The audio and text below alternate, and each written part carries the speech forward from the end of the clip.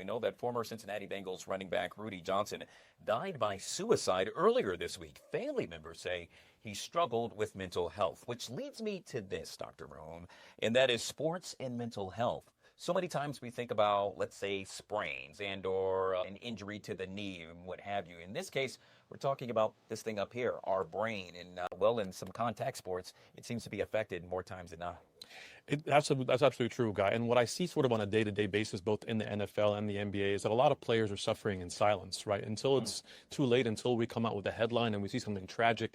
That's why prevention is really important. As you were talking earlier with this hope dealer section, we want to be able to provide hope for a player that not to suffer in silence, not to suffer by yourself, because up to a quarter of players could be struggling with things like depression or anxiety, and that can lead to suicidal thoughts.